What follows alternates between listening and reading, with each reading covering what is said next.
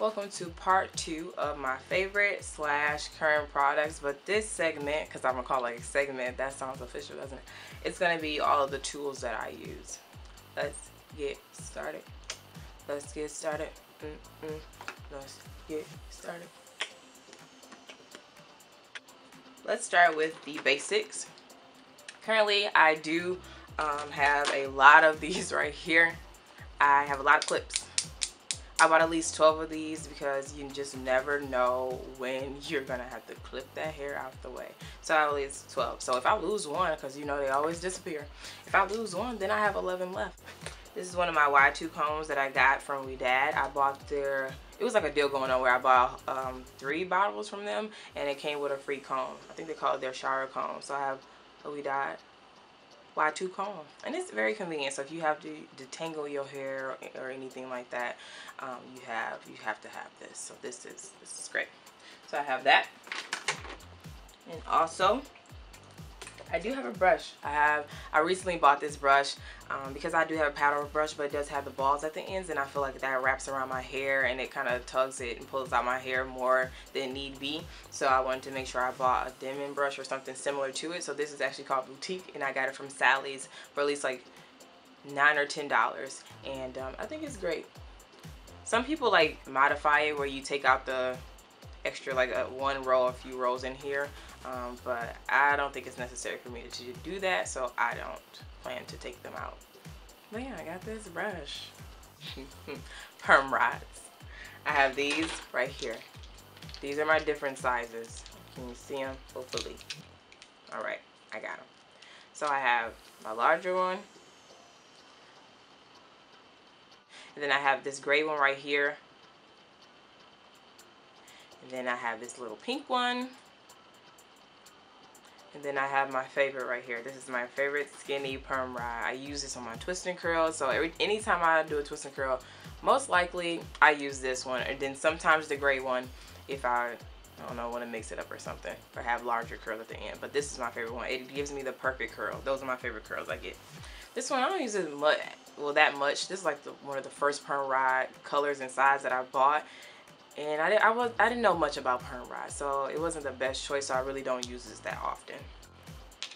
Then the orange ones, you know, they give me a great perm rod style. We've seen that. So yes, tutorial coming soon. I just gotta find time. You know, the lighting gotta hit me right so I can look a little light skinned. Okay, but no, I have this available when I need to do a great perm rod set.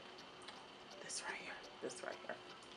Up next, flexi rods. I have a lot of different sizes. The perm rod sets, I will use all the same size because I have enough of them. But when it comes to flexi rod sets, I use what I have. So I may be using this one, this one, this one, and this one on one style.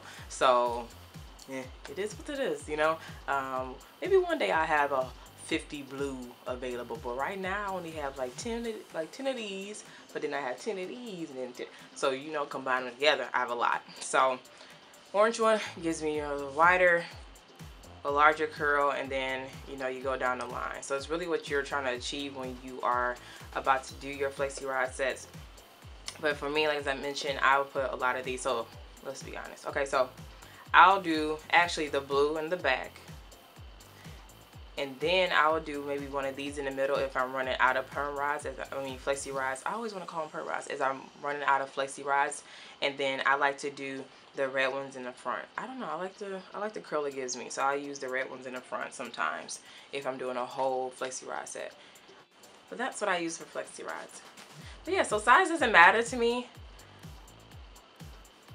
Don't think of that in that way, but like size doesn't matter when it comes to flexi rods. I'm open to whatever, so I may not choose this one, but these sizes are close enough where my curls won't look too different when I'm separating them. To blow dryers, hair dryers, and then flat irons. I do have this blow dryer right here, Red by Kiss. They're 1875 ceramic ionic. I don't know what that means, but that's what I have right here. And it came with this nozzle and also 2 comb attachments. And I rather use the comb attachments. That's just my personal preference. But you know, when people like to stretch out their roots for a little bit more length, of course, you'll go in with the nozzle right here on the cool setting. It's up to you. This one does have a few settings. It has, which I can't see anymore, it has an on switch, that matters, and an off switch, and then, but it goes from low with heat, and then it has a high heat setting, and then it has a high cool setting. So I always try to make sure I use the cool setting if need be, but I mean, I'm not scared of heat, so if I have to blow dry my hair, I'm gonna blow dry my hair. Right here, this is my old trusty. I got this when I came into college, so 2010, but it's still here. Got a little tape going on. I don't use it anymore because, you know, I feel like this is probably a hazard. I shouldn't be doing that. But this was from Walmart. What brand was this? I think it's Conair, and very colorful and cute. Look at it. Look at that. So it had a cool, warm, and high setting, but it also had two different sections. So at the bottom, it had a low and a high setting right here too. But that's what I use right there. More. Alright, so right here I have a wand curl. So this one was by Red by Kiss. I found a lot of these that had, you know, a better deal. If I had a little bit more cash in the pocket, I probably would have bought something else, but this one still works. I may buy one with a bigger barrel, or maybe one that's even has skin in your barrel. But that's really, we'll see. I don't know. But this one just has an on and off switch. It doesn't have a setting or a temperature setting, so you do have to be mindful of that. But as people say, you know, you wrap it around 10 to 15 seconds, let it come off the barrel, hold it for a second so that curl can set, and then you let it go. But yeah, I believe that I got it from,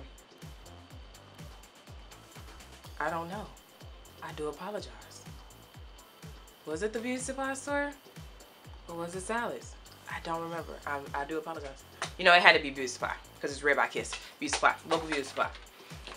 Right here, for me to do a lot of, when I flat iron my hair, this is what I use. I just hit myself. Okay. Right here is the H2 Pro Allegro. And right here, this is my flat iron that I have. It's the H2 Pro Allegro line. It's 1 inch. And I like it. All of my curls that if I do a little curl moment, or if I just flat iron my hair, this does wonders for me. I keep saying excuse that.